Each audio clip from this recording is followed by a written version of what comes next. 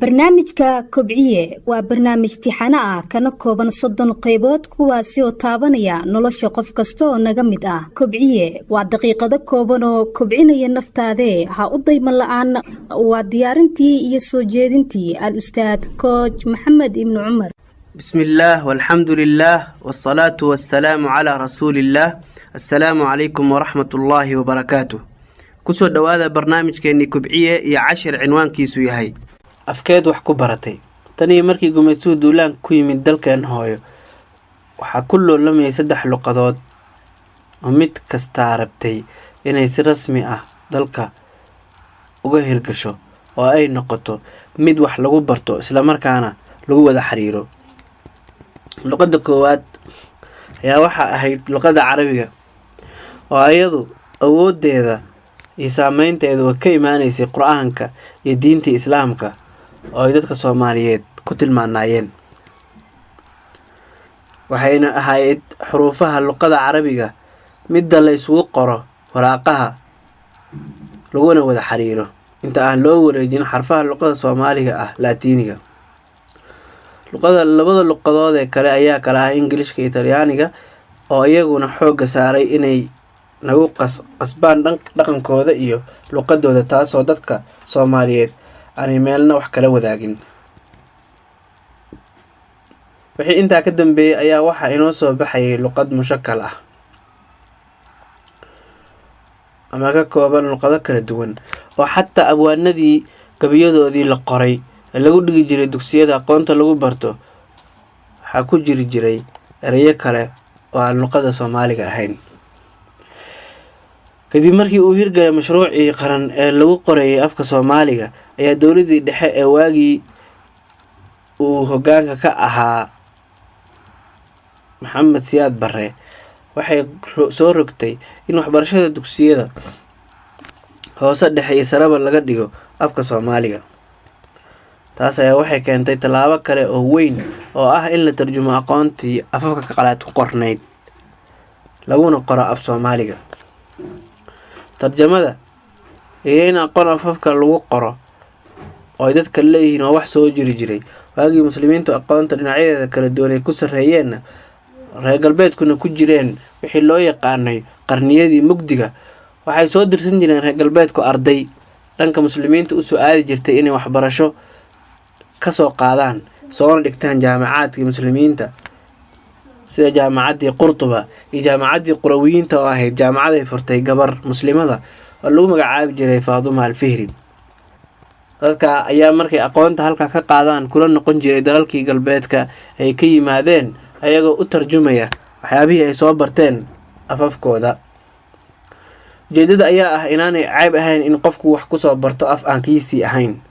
ceebna maaha inaad waxa aad afkaaga ku soo baratay inaad wax aad af kale ku soo bartay aad u bedesho afkaaga si aad ugu faa'iideyso dadkaaga. waxaase ceeb ah oo falxumaa inaadan waxba soo baranin adigoo maqnaa sanadyo kala duwan dadkuna ku filayeen inaad aqoon la soo laaban doonto. ardayda Soomaaliyeed sida badan dalalka dibadiisa waxbarashada ay u tagaan waxa ay ka yihiin kuwa farta lagu fiiqo kaalmaha horena ka gala kuliyaadka ay dhigtaan. dadaalkooduna aad u sareeyo ilaa waa dhexe ay sidaas ardadu ahaayeen. wixiise ka dambeeyay 2008 waxaa bilowday in arintaasu sii gaabato oo aan loo arkin sidii loo arki jiray. waxaanu sababku yahay in waxbarashadii ka socotay dalka uu isbedel ku yimid oo hoos u dhac ku yimid iyadoo aad arkayso in iskuulaadkii jaamacaadkii ay sii badanayaan maalin ka dambeeya ayaa haddana wax taya oo soo taraya aadan dareemeynin in yar mooyaane. waxaan arkay arday dhahaya afkan wax ku soo bartay waa English isagana waxba kuma qori karo oo waxaan doonay kuma cabiri karo. dhibaato weyn ayuuna kala kulmay jaamacaddii uu dhiganayay oo afka Ingiriiska lagu dhigayay. waxaan weydiiyay sidee aad wax ku soo baratay u aqoon weysay uguna awoodi weysay inaad wax ku qorto oo curin aad ku samayso. wuxuu igu jawaabay waxbarashada dalka ka jirta sida aska ah.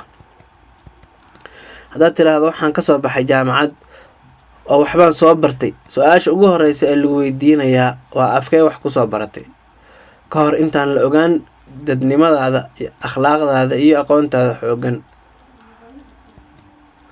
waxaa loo maleeyay in af qalaadi aqoon yahay, markaasaa haddaad luqad heblaayo wax kusoo baratay tahay dahab, haddaad rabto noqo mid sakaraad ah oo liita oo aan aqoon iyo akhlaaq toona lahayn.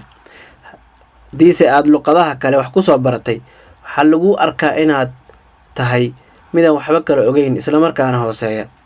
waxaan rabaa inaan idiin xaqiijiyo inaanay luqadi aqoon ahayn ee keliya tahay wax lagu gaaro. oo maxaan ka wadaa?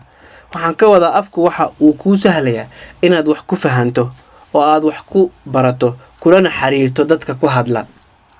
sidaa aawadeed macno gaara ma samaynayso inaad Chinese kusoo baratay iyo inaad Norwegian kusoo baratay ama Carabi toona. waxaase macno samaynaya oo qiimo ku yeelaya waxa aad taqaano. ha weydiinin afkee wax kusoo baratay, ee weydii maxaad taqaanaa. waxa anfacaya dadkeena iyo dalkeena waa aqoon, akhlaaq suuban wadata oo qof kasta oo inaga mid ah uu ku dadaalo inuu yeesho. waxaan ogeysiinayaa ardayda fursadaha u heshay inay dalka dibadiisa wax kusoo bartaan inay yihiin kuwo mas-uuliyad badan dusha ka saaran tahay, lana rabo daqiiqad kasta oo soo marta inay sida ugu wanaagsan uga faa'iidaystaan, kuna fakaraan in dad sugayaa jiraan. waxaad arkaysaa dad dhahaya niyahow jaamacad hebla oo dal hebel ku taalla ayaa laysoo aqbalay oo aan ogolaasho ka helay, laakiin afka dalkaas ayaa wax lagu dhigayaa oo English maahan. waxaan ka baqayaa inaan ku lugo-o. markaad weydiiso jaamacadda aqoonteeda ka waran, ayuu afka furanayaa, war jaamacaddaas lamaba helo oo waa jaamacad sanad kasta gasha jaamacaadka adduunka nambarada ugu sarsareeya ee English laguma barto. adeerow English aqoon ma ahan, intee waalida intaad iska saartid aad jaamacadda oo wax taya leh soo baro aad dadkaaga ku anfacdideen. maahan inaan Englishku muhiim ahayn, waa muhiim barashada Englishka, maxaa yeelay waxaa ku qoran 80% aqoonta iyo baaritaanada maanta dunida dusheeda saaran, halka 20% ay u qaybsan yihiin luqadaha kale soo haray. waana ku dhiirigelinayaa aqoon-yahanada dhammaan inay bartaan si ay wax badan ula socdaan una akhriyaan baaritaanadii ugu dambeeyay ee kasoo baxay cilmiga ay barteen. hase ahaatee ma ahan in Ingiliishka sidaas waalida ah loogu maleeyo inuu asaga kaliya mustaqbal iyo heer aan marayno inaan luqadii Carabiga ee Quraanka iyo diinta aan ku faano barashadeeda oo aan niraahno waa lagu tuugsadaa. qaabkaasna qof jaahil ah unbaa u hadla, waayo wuxuusan la socon waxa maanta aqoon lagu qoray English iyo Faransiis iyo Spanish waa aqoon Carabiga laga soo tarjumay oo kadib lagu daray aqoona cusub lana hormariyay. haddaan isku dayo ereyada asalkooda Carabiga yihiin ee Englishka iyo Faransiiska ku jira inaan ka hadlo, waqtiga ayaana noo ogolaanayn maadaama xalaqad waqtigeedu kooban yahay. Carabigu waa luqad diinta iyo Qur'aanka iyada dhaqan ahaan na xigta luqad kastoo kale maadaama Carabigu waa luqadii diinta iyo Qur'aanka iyada dhaqan ahaan naga xigta luqad kastoo kale maadaama aan muslimiin nahay. alle ayaa kitaabkiisa rumaysan nahay. Carabiga waa luqadii diinta iyo Qur'aanka ayada ayaana dhaqan ahaan naga xigta luqad kastoo kale maadaama aan muslimiin alle kitaabkiisa rumaysan nahay. alle ayaana u dooray kitaabkiisa. waxaan kusoo gunaanadaynaa Carabigu waa muhiim waayo wax badan baad ku fahmaysaa oo diintaadu ugu horeyso, waana luqad laga soo tarjumay asalka aqoonta maanta dunida taalla. Ingiriishku waa muhiim, waana midka maanta aqoonta dunida taalla badankeed ku qoran tahay oo dhayalsi ma leh. waxaanse qofka aqoon-yahanka ah la gudboon inuusan hal il wax ku eegin oo uusan weersho noqon, ee uu si guud u arko wax kastaana qiimaha dhabta ah ee ay leeyihiin siiyo, isaga oo aan meel uga dhacaynin ama meel aan ka badinaynin heerka ay gaarsiisan yihiin. muhiim maahan meesha aad wax kusoo baratay, muhiim maahan afka aad wax kusoo baratay, muhiim maahan xataa jaamacaddii ama iskuulkii aad kasoo baxday. muhiim waxa aad taqaano oo aad dadka kusoo biirin karto, waxaa muhiim akhlaaqdaada iyo aqoontaada kuwaasoo noqonaya ciwaanka shakhsiyadaada ee haweydiin afkee wax kusoo baratay. mahadsanid. diiwaangeli wixii aad faa'iiday, isku day inaad dhaqan geliso, siina faafi.